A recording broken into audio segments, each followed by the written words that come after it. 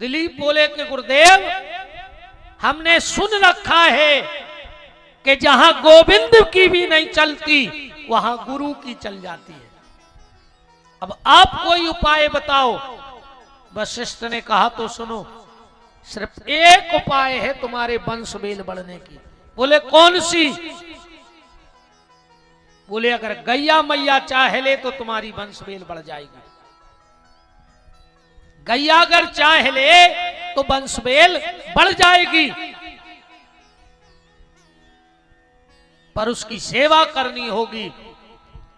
राजा दिलीप ने और उनकी पत्नी ने 12 वर्ष तक अखंड गौ सेवा करी। और ऐसी गौ सेवा नहीं, पहले खेत में जाकर के बाल बीनते गेहूं की, बोले जाके गैया को खिलाते, और गैया के गोबर से जो दाना निकलता उसे साफ करके राजा दिलीप खाते। और पति पत्नी गैया के बगल में सोते जमीन पे। रात में अगर गैया उठ के खड़ी हो गई तो महाराज दिलीप और उनकी पत्नी हाथ जोड़ के खड़े हो जाते। जब तक गैया खड़ी रहती राजा दिलीप खड़े रहते, गैया बैठ जाती तो दिलीप बैठ जाते, और गैया जब आराम करती तो दिलीप आराम करते। एक दिन दिलीप ने देखा कि आज गैया बड़ी प्रसन्न है। कभी एक अनुभव और करके देखना आप, कभी आपको गैया प्रसन्नता में मिल जाए। कोई बच्चा बचिया छोटा सा प्रसन्न कब होती है गैया? कभी कभी तुमने देखा होगा गैया खूब छलांगे मारत है, दौड़त है पूरे में, बछड़ा खूब उचट है, वो उस समय बहुत प्रसन्न होती है। साक्षात उसे गोविंद का दर्श परस होता है उतने समय गैया। और अगर गैया प्रसन्नता की अवस्था में मिल जाए, कूदता हुआ बछड़ा बछिया मिल जाए, और कभी उसके सामने अपनी मनोकामना हाथ जोड़ के कह के देखना, तुम्हें गैया मैया की महिमा उसी दिन पता लग जाएगी। कभी कोई गैया को प्रसन्न देख लो, समझना कुछ अच्छी घटना घटने वाली है। सबसे बड़ा संकेत है ये कि बछड़ा उचटत मिल जाए। और सुन लो, आज घरे जब से जाओ, अबे तो तुम्हारे सब अच्छे हो, इते से जाओ, और अगर ये 2-3 काम तुम्हारे घरे होत होए तो डायरेक्ट जाके लिख दियो स्वर्ग।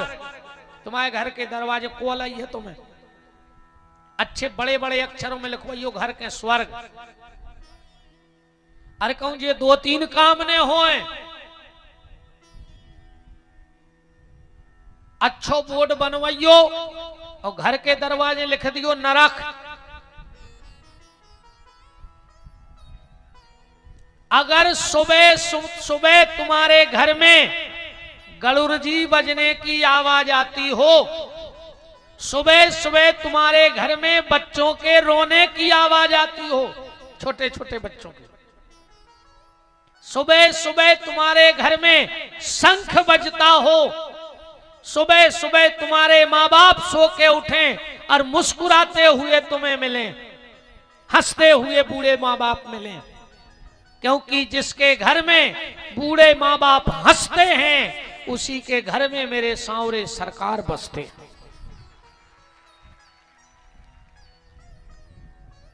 गैया के रमावे की आवाज आ जाए, सुबह सुबह घर में गैया के रमावे की आवाज आवे, सुबह सुबह घर में मठा भावे की छलर बलर आवाज आती है, मट्ठा भाने की आवाज आवे, गैया के रमाने की, बच्चे के रोने की, शंख के बजने की, गरुड़ जी के बजने की आवाज अगर घर में आती हो तो गौशाला से जाके लिख देना स्वर्ग।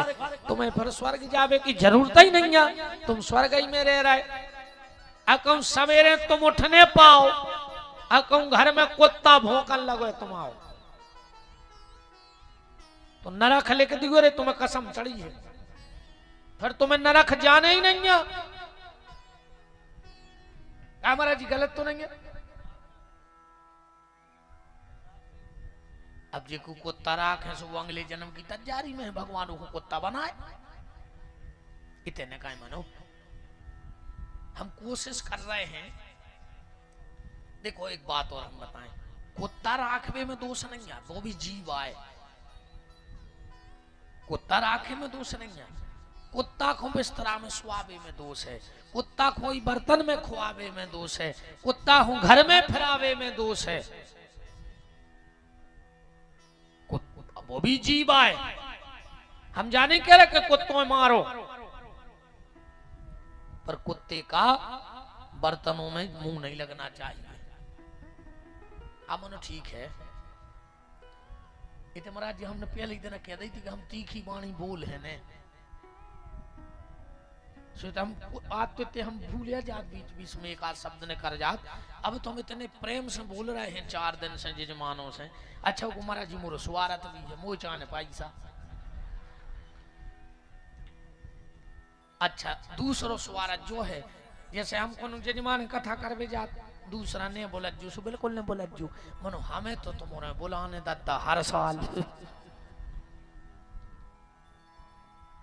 हमें तो हर साल बुलाने। हम सोच रहे कम ने हो में बढ़ता ही जावे। हम तो एक समझ जा चाह रहे हैं कि अगर कहूं कि नहीं आए तो हमारे जजमानों को जगह ने बचे, इतनो भर जाए पंडाल के जजमान बैठे सबरी। आओ ये सियारे हम तीखी वाणी नहीं बोल रहे। हमें महाराज जी बहुत रुपया चाहिए नूरों से, बब्बा को मंदिर बनाने, अब्बा गौशाला साल भर चलाने भाई। जैसे जी हमें घरे ने भी बोले दूसरी वे सुने बोला जो एक बेर हम कर जाए, जितने हम लेने थे हम ले जाऊ, अपनो बनता हम बना लिया थे कई देर में। पर इतने तो मुझे हम जो चाह रहे माने चलो हम मारा गए तो कम से कम जी जजमान कथा कर के साल भर की तनख्वाह तो धरा ही दो कर गंजों के बरईदों को। अब हो साहब ये में झेल रहे हम। आपने तो भाई कहावत है कि दुधारू की दुनिया लाते खात, दुधारू गज जाके सो जियो न तो हमारे सब दत्ता हैं हर ही साल पैसा चाहे नहीं, और हमें खुदा ही चाहे कछू से जजमानों से जे जी ने दे हो सो दे दियो दादा हरो, न कथा करो और घरे भाग जाओ, का फल मिलो फिर बताओ। तो सब जने जमा कर दीजिए भज्जा, जरूरत है रे पैसा तो चाहे नहीं। मोतियां सो लग रहा है महाराज जी सत्य बताएं कि पूरी दुनिया की जायदाद मुझे मिल पाऊती और मैं गौशाला में लगा दी तो हो के कुछ न बच तो एक गज्जा ने फिरे कहूं। और अब तो वो जायदाद पर गई को के घर जात महाराज जी मुझे कछु दिखात। अब जैसे महंत जी के दिखाते होते ना, हमने कही थी जी ऐसी नगाड़ी मोरी गौशाला में होते कही थी, वो तो को के कछु दिखानो ये लगा जो उठा गौशाला में धरे आए। वो तो हम भड़े आई कर या नहीं पा रहे, हम लोका ले आउ थे इतने धर देते, हमें पाप भी नहीं लगा, हमें पता है काज को ना हमारे घरे ले जाता। हाँ कौन ये रैली में गए थे सुन के तखत पे बैठी, मैंने कहा अच्छो लगा रहा सुनने पहुंचा दो। कछु दिन में महाराज जी मोरे न्योते तक बंद हो जाए ने को हमें न्योते को बोले करी वो तो चाहे जो कछु गौशाला मंगा लिए थे। कछु जजमान हमसे कहता ही नहीं कि गुरु जी आज जो भी कहता हम आने अगली साल इतना ही मिल भी अपन का करें रे भैया, हम तो रे मांग हैं अब जी को जो कछु कहने उसको कहते रहो। बस जो है कि तुमसे मांग के हम अपने लाने प्रयोग ने करे हो को उपयोग हमारे जीवन में नहीं है। जो वादा है रे है इतना ही कोई दे गौशाला को रहे जो वादा है। और हमें तुम्हारा जी सो आशीर्वाद दियो सब संत हमें और हमारे जजमान हुए कि 2-4 साल में ज्यादा नहीं हुई तो भारत में तो आदमी कहे कि कहूँ गौशाला बनी है जजमानों ने बनवाई है। इतना अच्छो लगन लगे थे तो बहुत निर्माण हो जाए मुझको का दिखातरी हाउ। अब तुम्हारे झूठी मान हो रात में हम हनुमान मंदिर को झंडा बांध रहे थे, बनाई गाँव और झंडा चढ़ा रहे थे। कहा करे कुछ दिखाई नहीं रहा मुझे। अच्छा है मानो। कल आप चर्चा में सुन रहे थे, देखो भागवत तो हम पूरी ऐसी कर रहे हैं, हमें तो ज्यादा गौ माता पे प्रकाश डाल रहे हैं। कथा तो क्रम से हम तुम्हारे सुनात रहे, तुम्हारे सुनत रहे तो हम तो जय के राम सांची बता रही, हम तो जो अकेले पैसा करत कथा हाँ कथा को कथा नहीं कर रहे हम तो पैसा हुआ भी करत तुम्हारा बोला उठा कथा तो हम तुम्हारे गाँव में सुना दे खूब ऊँची सुन लीजिए। अब तो रुपया सिर्फ रुपया, हाय पैसा हाय पैसा हाय पैसा, ले आओ पैसा ले आओ पैसा है। राजा परीक्षित से कल सुखदेव जी का संवाद हुआ था, मैं क्रम से कथा को पूरा कर दूं। सृष्टि की उत्पत्ति की चर्चा हुई और सृष्टि की उत्पत्ति में भगवान ने मनुष्य बनाए, देवता बनाए, दानव बनाए। हम महाराज मनु की संतान हैं इसलिए हम मनुष्य कहलाते हैं। मेरा निवेदन फिर आपसे वही है, आप ब्राह्मणवाद में हो, आप क्षत्रियवाद में हो, आप वैश्यवाद में हो, आप कनिष्ठवाद में हो, हम सबसे पहले इंसान हैं, मानव हैं। और सबसे बड़ा धर्म अगर कुछ है तो वो मानवता का है। वो धर्म अपने में अटल रखिए, आदमी आदमी की पहचान रखिए। हम लोगों में बहुत ऐसी कुछ गलतियां हो रही हैं और ये भी कहने में हमें कोई शर्म नहीं है, जो हमारी गाय को काट के खा रहा है उसको तो हम भाईजान कह रहे हैं कि नहीं कह रहे। और जो हमारी गाय की सेवा कर रहा है, हमारी गाय को चारा डाल रहा है, हमारी गाय को पानी दे रहा है, उसको तुम छूने में डर रहे हो। बोलो ऐसा ना हो रहा हो आज समाजों में। तो मैं ना तो धर्म से दूर जाना चाहता हूं। परम श्रद्धेय पूज्य धीरेन्द्र शास्त्री जी ने एक नारा दिया कि जात पात की करो विदाई, हिंदू हिंदू भाई भाई। अगर ये बात सत्य हो जाए, चरितार्थ हो जाए तो सनातन धर्म का ह्रास हो जाएगा, मिट जाएगा सनातन धर्म, बचेगा नहीं सनातन धर्म। ना कोई वैदिक परंपरा बचेगी, ना कोई कर्मकांड बचेगा, ना कोई पूजा पाठ बचेगी। बहुत गहराई से मेरी बात को समझना। अगर जात पात की विदाई होती है, आज सरकारें भी भले सनातन धर्म को बचाने के नारे लगवा रही हैं, पर वो सरकारें भी सनातन धर्म को मिटाने के लिए आगे बढ़ रही हैं। अगर जात पात नहीं होगी तो वर्ण संकरता बहुत जल्दी समाज में फैलेगी। वर्ण संकरता मतलब अंतरजातीय विवाह है। और अगर अंतरजातीय विवाह होता है तो ये सब विद्वान बैठे हैं, जो वर्ण संकरी संतान होती है, माँ किसी धर्म की, पिता किसी धर्म का, पिता किसी धर्म का, माँ किसी समाज से, तो पितरों को पानी नहीं लगता है वर्ण संकरता के कारण। दो चीजों को यथावत रखो, एक तो रोटी को और एक बेटी को। बेटी समाज में जाए और रोटी समाज में रहे। मैं थोड़ा सा सुधार इस पे करना चाहता हूं। जात पात की विदाई ना हो, बस ऊंच नीच की करो विदाई, हम सब हिंदू भाई भाई। ऊंच नीच की विदाई खत्म कर दो, रोटी बेटी समाज में रहे। ऊंच नीच नहीं होनी चाहिए हमारे बीच में। व्यक्ति को छूने से मत डरो, क्योंकि कोई भी जाति नीच नहीं हुई, कोई भी जाति नीच नहीं होती।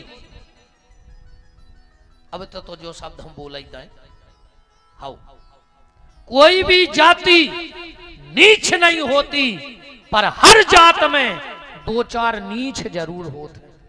हर जात में दो चार नीच होते हैं, अब पूरी समाज की सत्यानाश करें। हर जात में मिले हैं, कोनो कह ही नहीं सकत के हमारी जात में नीच नहीं है, सब जातों में नीच हैं, और उन्हीं नीचों की वजह से आज ये हालात पैदा हो रहे हैं। इसीलिए और सुनो, आज जो ये समाजों के सम्मेलन चल रहे हैं, ये अपन तुम्हारे या हम या तुमको मजबूत नहीं हो रहे। हाँ, तुम क्या समझ रहे कि तुम्हारी समाज को सम्मेलन भाव, तुमने 10-20 आदमों ने लाए झंडा, किराए की 25 करी बग्गी, तुम क्या जान रहे तुम्हारी ताकत बन गई समाज में। तुम एक समाज को अंग कट गए, तुम अकेले बचे, अब तुम दूर हो गए उस बाकी समाजों से। दूसरे मजा मार रहे कि तुम ऐसा ही तो फूटत जा धीरे धीरे, आम धर धर के कुछ रह जाए। बताओ नहीं साहब, अरे कम से कम हम बट रहे तो बट रहे, भक्तों संतों तो ने बांटो। उन संतों की आत्मा भी रोत हुई ये रे कि हमने काय को भजन करो तो, और आज हमारे समाज के लोगों ने हमारी फोटो धर के सत्यानाश कर दी धर्म के। वे संत खुश नहीं है, किसी भी समाज के संत हो, वे भगवान को भजन करते, तुम उन्हीं भगवान को विरोध कर रहे। जो उन संतों ने भगवान के भजन के लाने जिंदगी दे दी, तुम उन्हीं संतों की फोटो धर के उन्हीं राम कृष्ण को विरोध कर भी बैठ गए। अरे राम राम राम, क्या होगा। इसलिए मेरा निवेदन है, बटो मत, जुड़ो। व्यक्ति को छूने में शर्म मत करो। अगर छीवे से डराने हैं तो 2-3 चीजें हम बताएं जरा, इनको ने छीलो। बिजली के नंगे तार को ने छीज जो मार जाओ, बिच्छू के डंक खोने छूट जो को छी है बताओ। सांप के मुंह को मत छूना, वो सांप जैसे मोबारों से भी दूर ही रखो। सांप तो किलो मुंह से एक आध बेर जहरो गलत, कछु कछु तो दिन भर जहरो गलत। बेबी सांप के बाप आए, इनको छूने से डरो, इनसे दूर रहो। निवेदन बस ये है कि इंसान बनो, मनुष्य बनो, मानवता के पुजारी बनो, आदमी बन जाओ। फिर जिसको जो बनना है, आज को आदमी व्यास बन रहो, कथावाचक बन रहो, संत बन रहो, नेता बन रहो, बिजनेसमैन बन रहो, बड़ो आदमी बन रहो, पर आदमी आदमी नहीं बन रहो। और जो अंदना आदमी आदमी बन गो तो सब झंझट अपने आप खत्म हो जाए। हम मनुष्य की संतान हैं। महाराज मनु के 2 पुत्र हुए, उत्तानपाद प्रियव्रत। 2 पत्नियां थीं, सुरुचि और सुमति। एक कथा को भरतन नक्शो अपन एक भाव में लेके चली गई। उत्तानपाद का मतलब क्या है? उत्तानपाद का मतलब है उत्तम पद।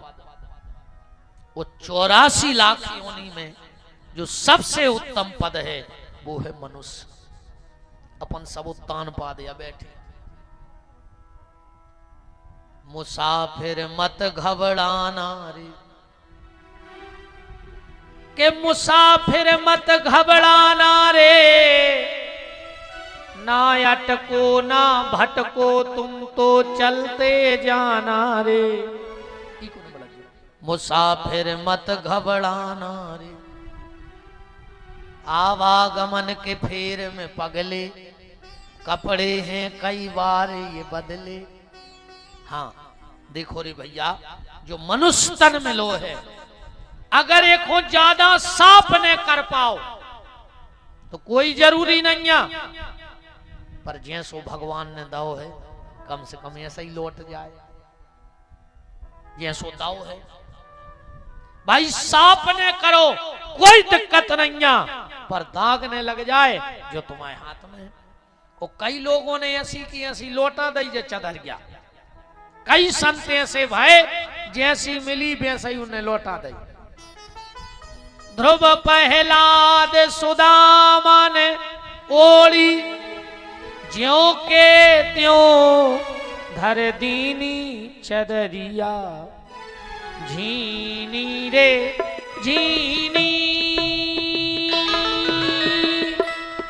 राम नाम रस झीनी चदरिया झीनी रे झीनी। राम नाम रस झीनी चदरिया झीनी रे झीनी। झीनी राम नाम रस झीनी चदरिया झीनी रे झीनी। राम नाम रस झीनी चदरिया झीनी रे झीनी। ध्रुव प्रहलाद सुदामा ने ओढ़ी। अगर सांप ने कर पाओ तो कोई दिक्कत नहीं है, ज्यों की त्यों धर दीन ऐसे ही लौटा दो। तो आवागमन के फेर में पगले, कपड़े हैं कई बार ये बदले, पर मानव की इस चुनरी पे मत दाग लगाना रे। मुसाफिर चलते जाना रे, मुसाफिर चलते जाना रे। विषय वासना पास बुलाती, यम के फंदे में पड़वाती। और क्रोध अग्नि में जीवन को मत व्यर्थ जलाना रे। मुसाफिर चलते जाना रे, मुसाफिर चलते जाना रे। तो हम उत्तानपाद हैं। उत्तानपाद की 2 पत्नियां हैं, अपनी भी 2 पत्नी हैं। देखो जजमान नहीं देखने लगे, एक कहां है, एक तो हम बैठे, दीदी भी देख रहे हैं। दीक्षित जी तुरंत देखने लगी कि भज्जा को ज्यादा पता कहा होगा। हाँ सबके 2 हैं। कछु तो समझान से लगे कि महाराज की बातों में न पर वे तो लड़वा भी फिर रहे हैं। पति पत्नी को लड़ना नहीं चाहिए, हमने कई बार कहा है। पति और पत्नी दोनों को कैसे रहना चाहिए, चांद और सूरज की तरह रहना चाहिए। कभी कभी पत्नी सूर्य बन जाए तो पत्नी चंद्रमा बन जाए।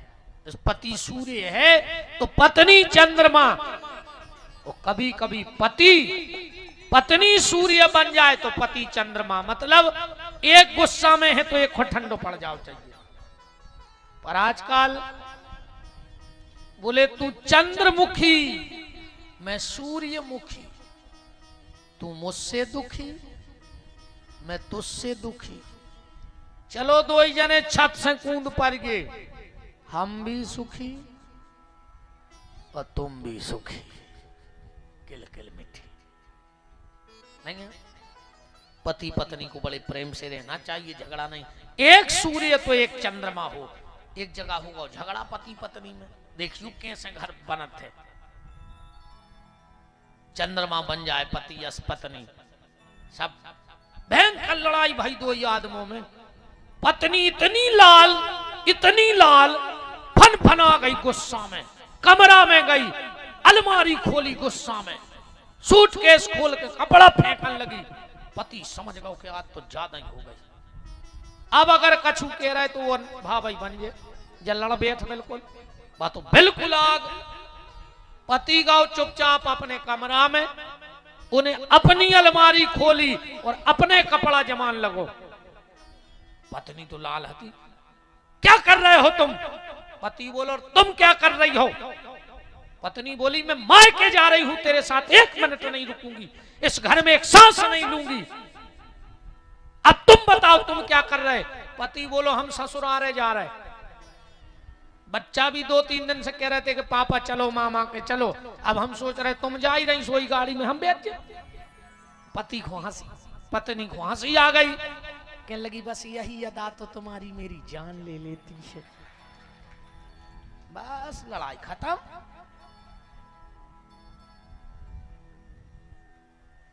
ऐसे ही प्रसन्न रहना चाहिए। उत्तानपाद की दो पत्नियां हैं, हम उत्तानपाद हैं, हमारी भी दो पत्नियां हैं, माने दो प्रकार की सोच है, भाई दो पत्नियां हैं, ध्यान से सुनियो। उत्तानपाद की पत्नी का क्या नाम है? सुरुचि और सुमति। सुरुचि माने खुद की रुचि, सुमति माने शास्त्र। अपनी भी दो सोच है। अच्छा, कथा तो ऐसी है, उत्तानपाद ने सुरुचि को अपने पास रखो है और सुमति को अपने से दूर रखो है, जो ये फन करो है।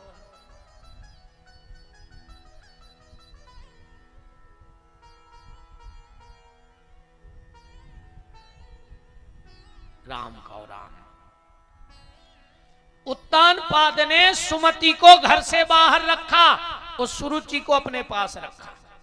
अब कथा जावी कह रही कि उत्तानपाद के जीवन में जब दिक्कत आती है तो सलाह लेने जाता है सुमति के पास, और लौट के जब घर आता है तो बात मानता है सुरुचि की।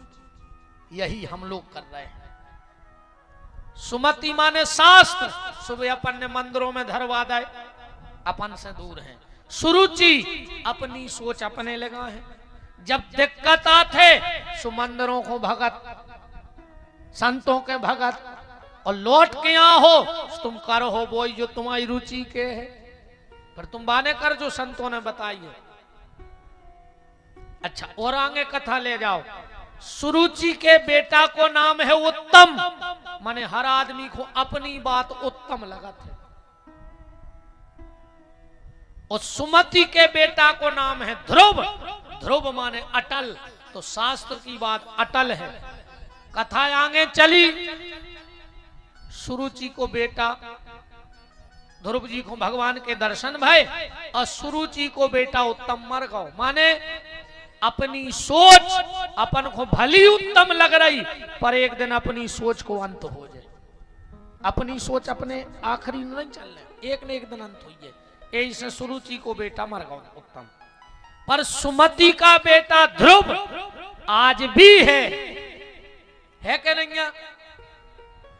शादी होते जब महाराज जी हमें बैठे हैं, नहीं तुमरो नहीं पीछे आप और का पता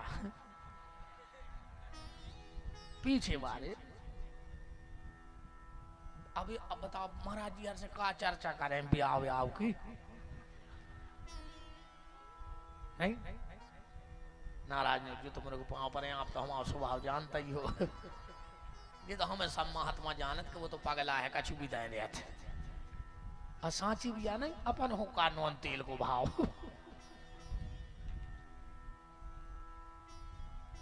कुछ ने कह रहे थे, ध्रुव किया कह रहे थे, जब ब्याह हो पंडित जी कहते हैं ध्रुव दर्शन करा दे। सुखबाजू ने लाए चाउर और मड़वा में फेंकते, दो ही पति पत्नी की मूड मिला के भाई कल ले ध्रुव के दर्शन होते तुम्हारे होते। अच्छा, ठाणी तो हो जाए, काज जने को दिखाना हो तो ध्रुव गार्डन के छत में बैठे, हॉल में ऊपर को तकले सो तो सेल्फी दिखा रही, तो तुम्हें ध्रुव ये दिखा रहे गार्डन में। जी में महाराज जी गार्डनों में तो बागत भाई है, एक तो पंगत का सिस्टम बिगड़ गया, अपन तो जाता ही नहीं है, पर अब उनसे जाने पर आधा घंटा बाद बस सलाद की टेबल ऐसे लगत है जैसे कुत्ता लड़ पड़े हो पे कुत्ता, इतनी घनम लगत बस सलाद की टेबल कैसे तुम्हारे खा ले।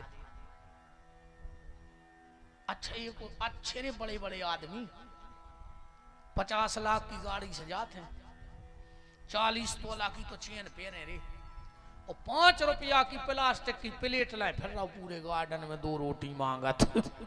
शर्म ने लगी रे, बताओ 5 रुपया की प्लास्टिक की प्लेट रह ले, जेल कैसे कैदियों कैसे डिब्बा हालात फिर धुते। घर की घरबारी अगर 1 मिनट रोटी देवे में लेट हो जाए तो आदमी खाए खाए करत, तुम खुआओ नहीं चाहत, मां बनाए नहीं है, तुम चाहते ही नहीं हम रोटी खाएं, और फुदक के भाग जाए। और तंदूरी वाले के ऐसा ठाड़ो प्लेट लाए जैसे कि 3 करोड़ देने हुए। अच्छा मजा कब आज जब 4-5 अच्छे भज्जा हरे टाइप के आदमी बड़े बड़े जब इकट्ठे होते हैं, अब बिठाड़े तंदूरी के रोटी तो एक ही न करे हैं, तो एक आई सो एक जनों की प्लेट में धरी गई, उनने चार ही जनों ने चार कोरा करके धल्ला है।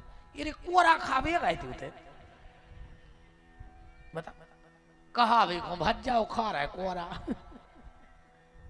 अच्छे अच्छे भज्जा हरे गार्डन में कोरा काट फिर रहा है और ने खा रहे हो तो बताओ। पर ठीक है अपन को जो विषय नहीं करने, वृंदावन बिहारी लाल की बातों सबकी राम जी ला है। बात चल रही है कि सुमति का बेटा जो ध्रुव है वो अटल है। पूरी कथा को सिर्फ एक तरीके बद्ध आप देखेंगे, अपनी सांसारिक दुनिया से जोड़ेंगे तो आपको कथा का सार मिलेगा। और कथा इसलिए नहीं होनी चाहिए कि सिर्फ पुण्य मिले। बड़ा ही परम मंगलमय सौभाग्य है गौपीठ के लिए सदा समर्पित और हमारे पूरे सागर जिले का गौरव देवरी विधायक आदरणीय मालक जी श्री ब्रज बिहारी पटेरिया जी का पावन मंगलमय उपस्थिति गौपीठ में हुई है। जोरदार तालियों से आदरणीय बड़े मालक जी श्री सम्मानीय ब्रज बिहारी पटेरिया जी विधायक देवरी, आपका बहुत बहुत मान है। बोलो वृंदावन बिहारी लाल की, राधा माधव सरकार की जय हो। भगवान की कथा इसलिए ना हो कि खाली पुण्य के लिए कथा हो, कथा हो जीवन के परिवर्तन के लिए, जीवन के रूपांतरण के लिए, जीवन में बदलाव आवे, जीवन में रूपांतरण होवे तो कथा का मतलब है। और अगर जैसे ही के तैसे रहे तो कथा का कोई मतलब नहीं है। जीवन में रूपांतरण हो, जीवन का परिवर्तन हो तो वो कथा आनंददायक हो जाती है। महाराज मनु का वंश चला। महाराज मनु के यहां मैंने बताया 2 पुत्र हुए, उत्तम खत्म समाप्त हो गया। ध्रुव की 2 शादी हुई, इला और भृमि। इनके यहाँ 2 पुत्र हुए, उत्कल और वत्सल। इन्हीं के वंश में राजा अंग का बैन, और बैन के शरीर मथवे से भगवान पृथु का अवतार हुआ, जिनके नाम से ये पृथ्वी बन गई। इसका पहले नाम पृथ्वी नहीं था, विद्वान बैठे हैं, इनका नाम है वसुंधरा और इनका एक नाम है रत्न गर्भा। जब पृथ्वी पे ज्यादा पापाचार दुराचार बढ़ जाता है तो पृथ्वी सारी उर्वरक शक्ति को अपने गर्भ में समेट लेती है और ये पृथ्वी बंजर हो जाती है। और जब फिर पुण्य का उदय होता है तो पृथ्वी अपने गर्भ से उन उर्वरक शक्ति को उगलने लगती है, इसलिए इसका एक नाम है रत्न गर्भा। यहाँ पहले पहाड़ ही पहाड़ थे। महाराज पृथु ने वो पहाड़ उठाकर उत्तराखंड में रखे और पहला हल इस जमीन में जोता, जिससे इसका नाम पृथ्वी पड़ गया। इन्हीं पृथु के यहाँ विजिता नाम का पुत्र हुआ, जिन्होंने इंद्र को जीता, तो आखिरी में उनका नाम विजिताश्वर पड़ गया। अब चर्चा 24 अवतारों की आती है, हम सिर्फ नाम अवतारों के ले रहे हैं। भगवान का पहला अवतार हुआ सनक सनंदन सनातन सनत कुमार। भगवान का दूसरा अवतार हुआ 12, तीसरे में नारद, चौथे में नर नारायण, 5वें में भगवान कपिल, 6वें में दत्तात्रेय, फिर आकुति रुचि प्रजापति के यहाँ भगवान यज्ञ, नाभि राजा मरु देवी के यहाँ ऋषभ देव जी का अवतार हुआ, फिर अभिजीत अवतार हुआ। इसके बाद राजा सत्यव्रत के लिए भगवान मत्स्य बन के आए। फिर भगवान समुद्र मंथन में 3 अवतार लिए। सबसे पहले कच्छप, धनवंतरी और फिर मोहिनी। प्यारे प्रहलाद के लिए भगवान नरसिंह देव बन के पधारे। इन्हीं प्रहलाद के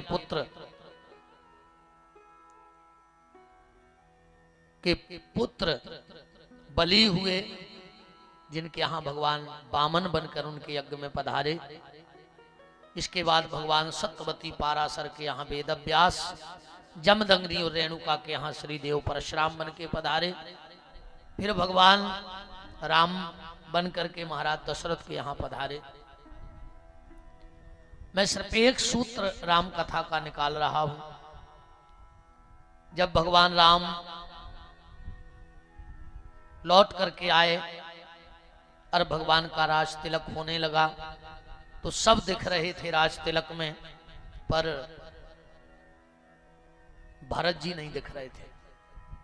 वशिष्ठ जी जैसे ही तिलक लगाने लगे, राम ने कहा गुरुदेव सब दिख रहे हैं पर भरत नहीं दिख रहा है, और जब तक मेरा भरत मुझे दिख नहीं जाएगा तब तक मैं अपने माथे पे तिलक लगवाऊंगा नहीं। 14 साल नहीं 14,000 साल हो जाएं। वशिष्ठ जी ने पूरी सभा में देखा, भरत कहीं है ही नहीं, भरत कहीं दिखाई नहीं रहे हैं। देखा तो भरत जी पीछे खड़े हैं, सिंहासन के पीछे छुपे हैं। गुरुदेव गए, बोले भरत तुम्हें 14 साल से बेटा इंतजार था कि तुम्हारे भैया राजा बन जाएं, और आज वो मौका आया और तुम पीछे चले गए। भरत जी की आंखों में आंसू आ गए। कहा गुरुदेव आज से 14 साल पहले अयोध्या में यही दिन आया था, और खाली इस पापी भरत का नाम सामने आ गया था, और राम ने 14 साल के लिए अयोध्या छोड़ दी।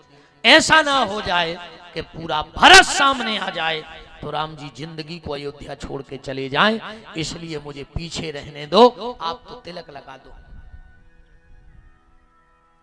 वशिष्ठ जी आए, बोले राम भरत तो ऐसी ऐसी कह रहा हो। बोले है कहाँ? बोले पीछे। तो बोले से इतनी भर कह दो कि जो हमारा छत्र लगो है जो पकड़ ले कि तुम्हारे हाथ छत्र पे पूरी अयोध्या को दिखाए हमें तिलक हो। वशिष्ठ ने कहा छत्र तो सदो है, ठुको है खिलियों से। बोले नहीं नहीं भरत से पकड़वा। बोले क्यों? राम ने कहा गुरुदेव आज अयोध्या वालों को ये पता लग जाए कि आज से पूरी अयोध्या राम की छत्र छाया में रहेगी, पर आज से राम भरत जैसे संत की छत्र छाया में रहेगा। और जिस राजगद्दी पर, जिस कुर्सी पर संतों की छत्र छाया होती है, क्योंकि जनता के लिए अनुशासन जरूरी है। अगर जनता में शासन नहीं होगा तो जनता भेड़िया हो जाए, आदमी आदमी को काट के खा जाए। बताओ अच्छा पुलिस को डरने हुए, कोर्ट कचहरी को डरने हुए, तो फिर क्या हुई है? फिर क्या हुई है? आदमी आदमी को मार के खा जाए तो तन डरातिया है, सो झेप जात। तो जनता पे शासन, तो राम ने कहा अयोध्या की जनता पे आज से राम का शासन है, पर राम के शासन को अनुशासन में लाने के लिए मुझे भरत जैसे संत की जरूरत है। शासन पे अनुशासन भौचर्य, अगर शासन ही अनुशासनहीनता हो जाए तो फिर शासन भी दुरुपयोग कर है, अगर वो में अनुशासन न हुए। राम जी को तिलक लगा और राम ने पहली मंत्रिमंडल की बैठक ली अयोध्या की। राम जी ने कहा पूरी कैबिनेट की बैठक बुलाई जाए। पूरी बैठक आई, जो जो चुने हुए लोग थे। सुनाओ। राम जी बोले मुझे पिछला 14 साल का रिकॉर्ड चाहिए पहले, इसके बाद आगे की योजनाओं पे मैं काम करूंगा। चलो मृत्यु प्रमाण पत्र लाओ। 14 साल में कितने बने? जो स्वास्थ्य मंत्री थे वो आए, बोले साहब 14 साल में मात्र एक मृत्यु हुई है अयोध्या में, बस राजा दशरथ की, और कोई मरा ही नहीं 14 साल। बोले चलो जाति प्रमाण पत्र लाओ, जन्म प्रमाण पत्र लाओ। बोले को जन्म ही नहीं भाव, एक भी जन्म का प्रमाण पत्र नहीं बना। चलो ठीक है, वित्त मंत्रालय की फाइल लाओ। वित्त मंत्रालय की फाइल राम जी ने पढ़ी और वो देखा। बोले सुनो, जब मैं अयोध्या छोड़ के गया था और आज जब लौटा हूं तो जो अयोध्या का खजाना है